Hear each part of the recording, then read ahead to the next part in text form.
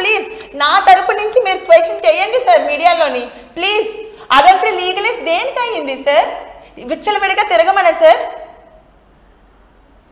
Yes నక్షత్ర, అయితే మీరు దీన్ని బేస్ చేసుకొని మీరు చెప్తున్నటువంటి హిందూ వివాహ చట్టం సోకాళ్ళు ఎథిక్స్ వాల్యూస్ అవన్నీ నిజంగా 100% పాటించదగ్గ అంశాలు మన అంటే తరతరాలుగా మనం పాటిస్తూ వస్తున్నాం.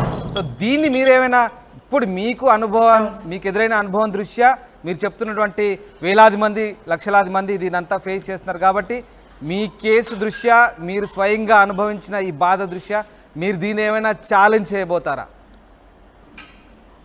కోర్టు ఇచ్చినటువంటి సార్ నా ఒక్క దాంతో పోరాటం అంటే నేను చేయలేను సార్.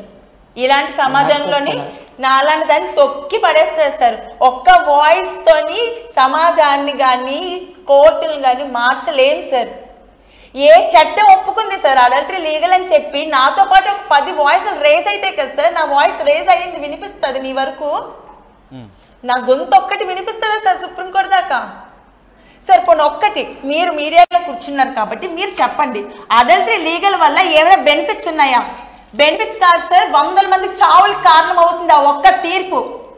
ఆ ఒక్క తీర్పు కొన్ని కోట్ల ఆడపిల్లలు ఉసురు తగిలి ఆ కోట్ల ఆడపిల్లలు సగానికి మంది సూసైడ్ చేసుకుని చచ్చిపోతున్నారు సార్. నాలా బయటకు వచ్చే వాళ్ళు కొంతమంది, నాకు పేరెంట్స్ సపోర్ట్ లేకపోతే నేను చావాలి, మీడియా సపోర్ట్ లేకపోతే నేను చావాలి సార్. ఆ రెండు ఇప్పుడు తల్లిదండ్రులు స్ట్రాంగ్గా లేరు అనుకోండి, ఆ ఆడపిల్ల పరిస్థితి ఏంటి సార్? భర్త చేసిన అరాచకాన్ని ఇలా చూడాలా సార్? నక్షత్ర, ఇప్పుడు మీరు నిన్న ఎప్పుడైతే మీరు బయటకు వచ్చారో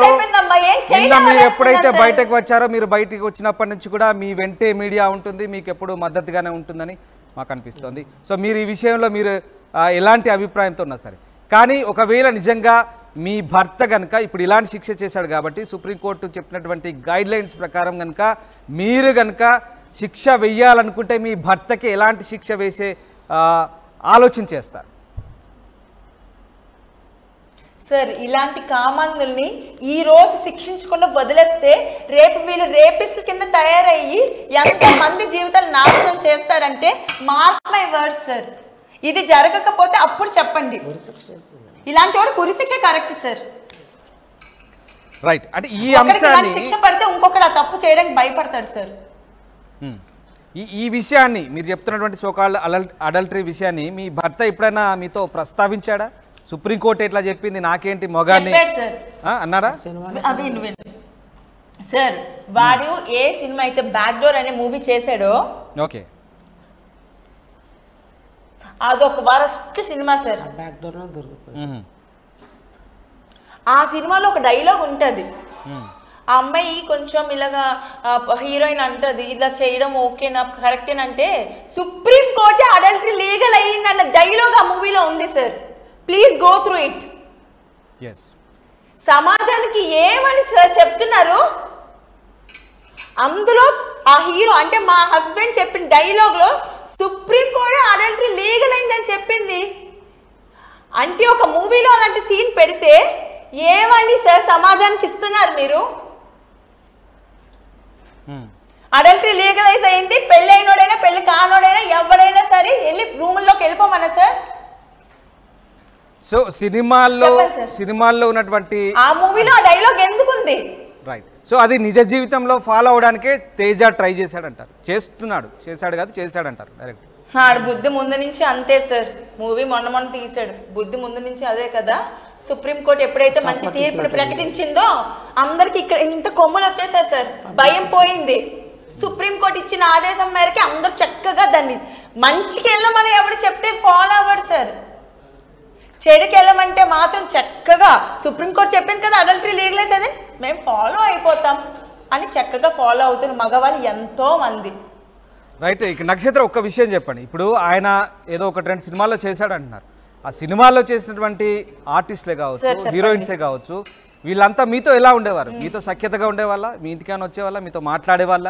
వాళ్ళ మీకు పరిచయం చేసేవాళ్ళ? ఈయన తేజ మీకు పరిచయం చేసేవాడా? ఒకరిద్దరు కొంచెం పెద్ద ఆర్టిస్టులో ఉన్నట్టు ఇంటికి వచ్చేవారు. అవును సార్, నాకు తెలియదు సార్ వాళ్ళు ఎవరుని.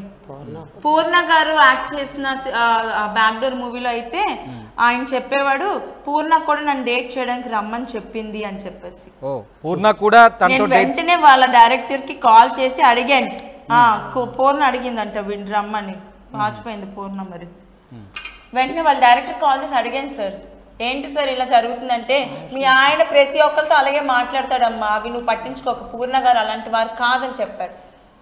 ఆవిడ మీతో ఏమైనా మాట్లాడింది, ఎప్పుడైనా మాట్లాడిన సందర్భం ఉందా? అది సార్ లేదు సార్, సెట్స్ లో ఉన్నప్పుడు ఒక్కసారి నేను ఆవిడ మీట్ అయ్యాను అంతే. సో ఆయన అంటే ఆ సెట్స్లో మాట్లాడినప్పుడు ఎలాంటి మాటలు మాట్లాడుకున్నారు మీరిద్దరు? అంటే జనరల్గా యూజువల్గా మామూలు మాటలే మాట్లాడుకున్నారా, లేకుంటే మీ భర్తకు సంబంధించిన వ్యవహారం? ఆవిడ ఒక హీరోయిన్ సార్, తనకు ఒక క్యాడర్ ఉంది. తన పని ఏదో తను చేసుకెళ్ళిపోయేది. తను షార్ట్ అంటే వచ్చారు, వెళ్ళిపోయేవారు అంతే. నేను చూసిన సీన్స్ అయితే అవే. ఈ అబ్బాయితో వచ్చి కూర్చొని మాట్లాడాలి అట్లాంటివి ఎప్పుడు నేను ఆ సీన్స్ ఏం చూడలేదు. సో ఇంకా మిగతా హీరోయిన్స్కు సంబంధించి ఎట్లాంటి ఇన్ఫో అయితే మీ దగ్గర లేదు, వాళ్ళు మీతో ఎలాంటి ఏం షేర్ చేసుకోలేదు? లేదు సార్. అంటే మొత్తం మీద కానీ వాళ్ళ మూవీ డైరెక్టర్ నాకు కొన్నిసార్లు అబ్బాయి మీద కొన్ని చెప్పారు సార్. మీ హస్బెండ్ మేము ఎన్నోసార్లు మంచి చెప్పడానికి ట్రై చేసాము, మంచి దారిలో వెళ్ళమని చెప్పాము, మంచి భార్యని వదులుకోవద్దని చెప్పామని చెప్పారు. ఆయన నాకు చెప్పారు సార్, ఆ డైరెక్టర్ నాతో ఎన్నోసార్లు చెప్పారు. కర్రీ బాలాజీ ఆయన పేరు, డైరెక్టర్ గారి పేరు. ఆయన కూడా చాలా మంచి చెప్పడానికి ట్రై చేశారు సార్ ఈ మనిషికి. ఇతను వినలేదు అంతే. ఇతని బిహేవియర్ ప్రాపర్గా లేదు, ఇతను వినలేదు అంతే.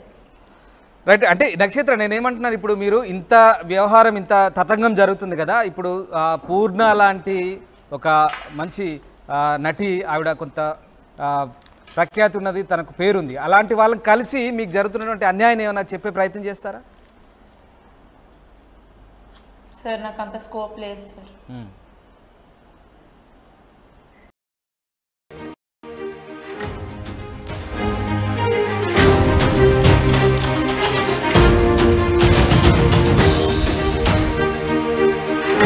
విశాఖ మిస్ వైజాగ్ నక్షత్ర కేసులో ట్విస్టులు కొనసాగుతున్నాయి. తన భర్త ఎక్కడ ఉన్నాడో చెప్పాలంటుంది నక్షత్ర. నిన్న తన భర్త సాయి తేజ వేరే అమ్మాయితో ఉండగా రెడ్ హ్యాండెడ్గా పట్టుకుంది నక్షత్ర.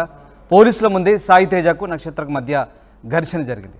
వేరే అమ్మాయిని బైక్పై తీసుకెళ్లారు కానిస్టేబుల్స్. పోలీస్ స్టేషన్కి తీసుకెళ్లని అధికారులు. అయితే సాయి తేజ వేరే అమ్మాయిని తప్పించారంటూ నక్షత్ర ఆరోపిస్తుంది.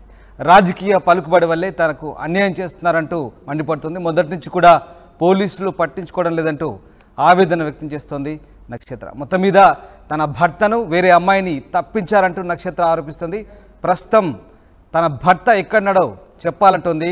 నిన్న తన భర్త సాయి తేజ వేరే అమ్మాయితో ఉండగా రెడ్ హ్యాండెడ్గా పట్టుకుంది నక్షత్ర. ఇప్పుడు తన భర్త ఎక్కడ ఉన్నాడో మాత్రం చెప్పాలంటోంది. ఇది మొత్తం మీద విశాఖ మిస్ వైజాగ్ నక్షత్ర కేసులో అయితే ట్విస్టులు కొనసాగుతున్నాయి.